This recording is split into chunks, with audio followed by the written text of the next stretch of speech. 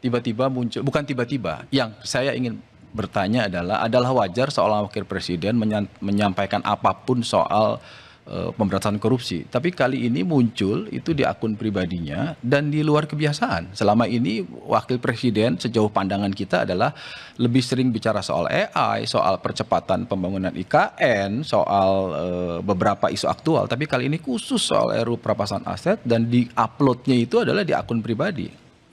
Ada 3 faktor yang melatar belakangi dukungan pemerintah terhadap isu rancangan undang-undang perampasan aset.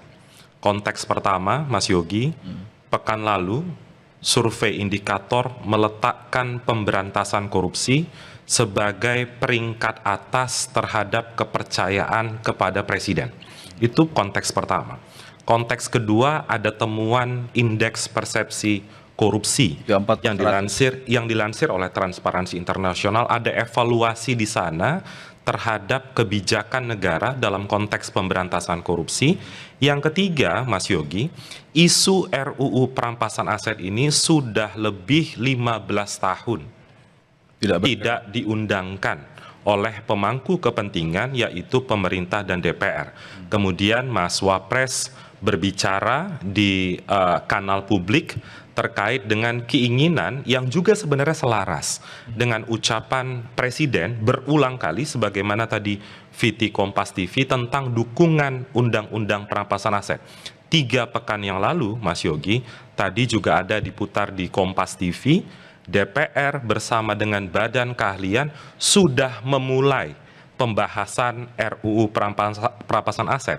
Mas Gibran juga mengatakan ini saatnya publik mengawal proses pembahasan perampasan aset dan harapannya pembahasan ini di DPR dapat menganut konsep meaningful participation. Oke, jadi ini sebenarnya soal teknis saja karena kami ini melihat andaikan itu difasilitasi oleh lembaga komunikasi pemerintahan Bakom misalnya akan jauh lebih proper dan kemudian publik melihatnya bahwa ini keseriusan dari pemerintah untuk mendesak ini. Badan Komunikasi Pemerintah sudah berulang kali, Mas Yogi, memosting misalnya kalau dalam konteks media sosial yang menyatakan bahwa pemerintah sepenuhnya mendukung rancangan undang-undang perampasan aset diundangkan. Tapi yang pernyataannya video rekamannya Pak Gibran ini belum di-upload oleh Bakom atau? Ya, mungkin persoalan teknis saja karena ini yang saya mau klarifikasi. sudah sejalan juga dengan apa yang diharapkan oleh pemerintah. Oke. Gitu, Mas Yogi. Bung Wana, saya sudah pernah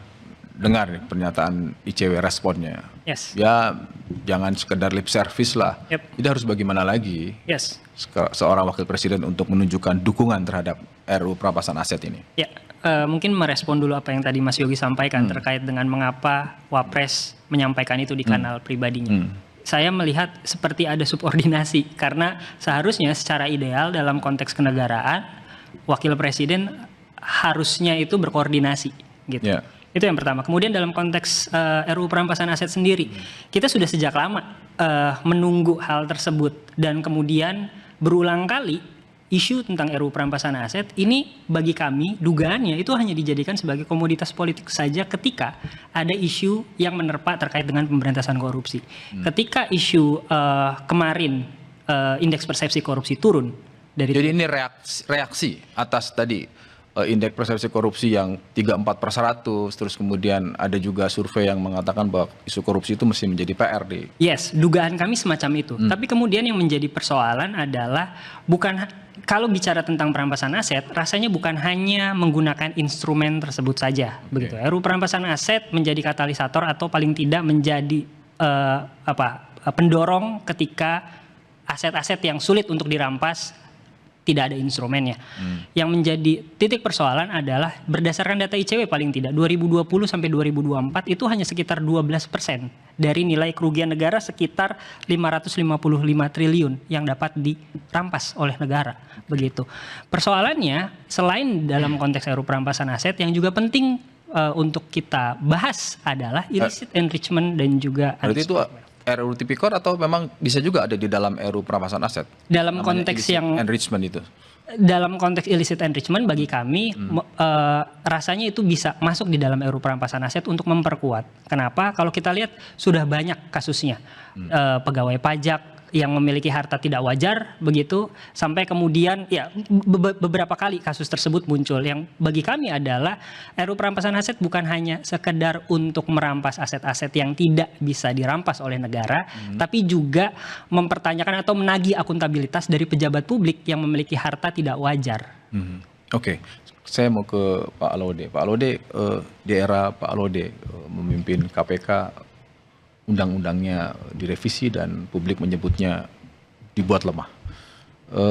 Hari ini muncul soal RUU perampasan aset. Sebetulnya kan kita ingin memberikan pendidikan kepada publik bahwa RUU perampasan aset bukan satu-satunya dibandingkan instrumen hukum yang lain dalam konteks pemberantasan korupsi. Tapi sebelum ke sana, Anda yang pernah mengalami rasanya ketika sedang memimpin sebuah lembaga pemberantasan korupsi, tapi undang-undangnya justru dikerdilkan. Iya, itu saya suka bilang sama kalau saya ngajar mahasiswa itu, sama mereka juga biasa sama dulu itu the darkest moment in my KPK life. Iya, itu terus terang itu masa paling gelap ketika bukan cuma saya, termasuk komisioner 4 yang lain. Karena revisi undang-undang KPK itu KPK tidak diberitahu sama sekali. Tidak diberikan, tidak diberikan draft mana pasal-pasalnya akan memang direvisi. Tidak perlu dikasih tahu atau karena memang pelaksana undang-undangan yang penting sudah jadi atau gimana seharusnya?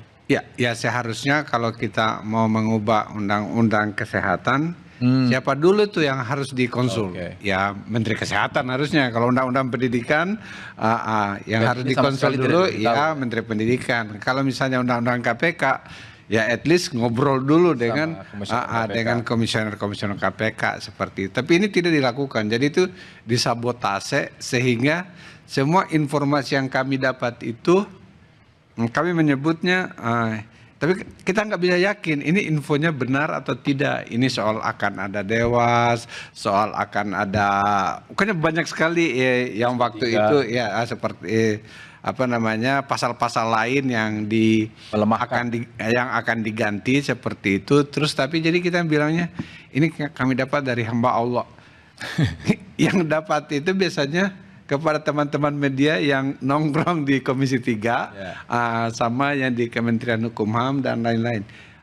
Bang, kayaknya ini pasal ini yang diributin seperti itu. Jadi kita nggak tahu sampai dengan menjelang diketok. Saya masih ingat waktu itu Menteri Hukum dan HAM-nya itu kan Pak Yasona Lauli ya. Terus saya bilang kepada Pak Agus, Pak, ini saya baru WA Pak Yasona. WA apa? Saya bilang, saya ingin bertemu dengan beliau, kita pergi ke sana untuk menanyakan pasal mana sih sebenarnya yang direvisi seperti itu. Beliau akan menemui kita jam 2 siang.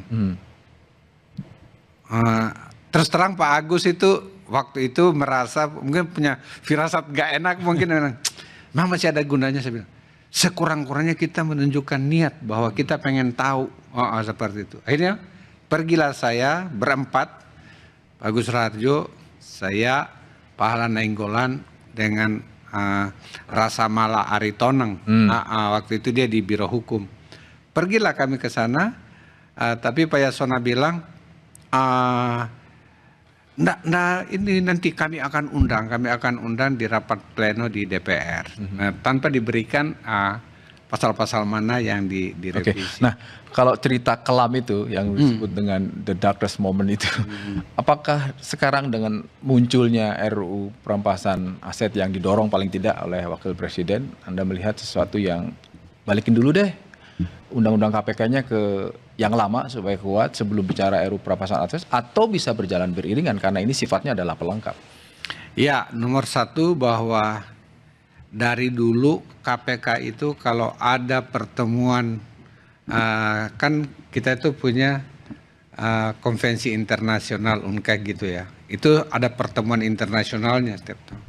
Kalau saya ikut, atau bukan cuma saya, pimpinan yang lain, itu tuh kayak jadi gadis cantik itu. Semua negara ingin mendengarkan cerita sukses KPK.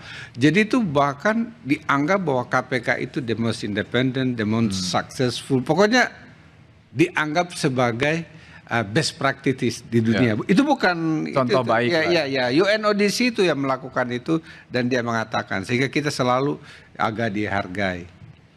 Tapi kenapa dirusak? Ini best practices seperti itu. Di zaman saya itu kami mengusulkan waktu itu adalah revisi Undang-Undang Tindak Pidana Korupsi. Tipikor. Itu sudah jadi termasuk bagaimana penyempurnaan pasal 2, pasal 3 yang sering banyak Itu yang diusulkan tapi yang dimasalahkan diberi itu. adalah justru revisi. Iya, jadi itu Undang-Undang KPK. kita sudah mulai dan kita dorong Undang-Undang Pemulihan Aset atau Perampasan Aset waktu itu.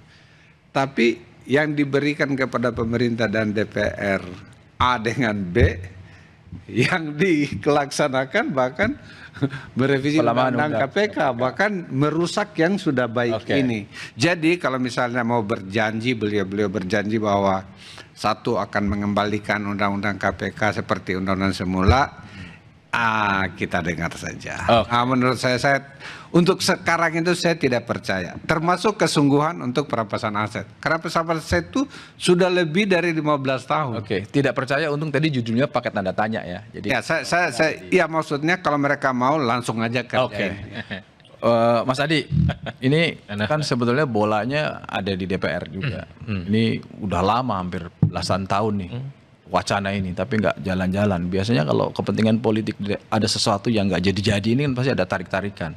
Mas Adi melihat ini seperti apa ini barang ngeri-ngeri sedap ini? Ya, bagi saya sebenarnya sudah tidak ada alasan untuk tidak segera mengesahkan RUU yang terkait dengan perampasan aset ya, karena hampir 100% kekuatan politik di parlemen hari ini tegak lurus dengan kekuasaan pemerintah.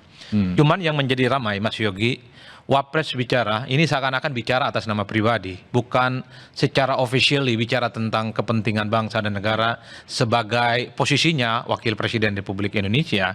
Karena kalau hanya sebatas wacana, statement-statement publik melalui YouTube dan akun pribadi, bagi saya ini tidak lebih dari sekedar pengamat dari kebijakan-kebijakan publik yang tidak terlampau terukur. Bukankah ketum-ketum partai, termasuk menteri dan seluruh kekuatan politik, bisa diajak konsultasi dan koordinasi?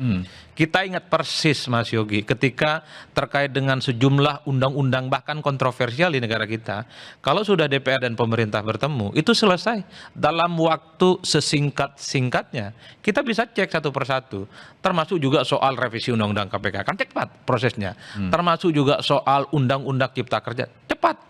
Bicara tentang undang-undang pilkada beberapa waktu yang lalu sebelum disahkan ada demonstrasi, cepat prosesnya. Oleh karena itu kalau Penunjukan hakim memang konstitusi bahkan cuma sangat kurang dari cepat, 30 sekalipun menit ada DPR. resistensi dan protes. Itu artinya apa?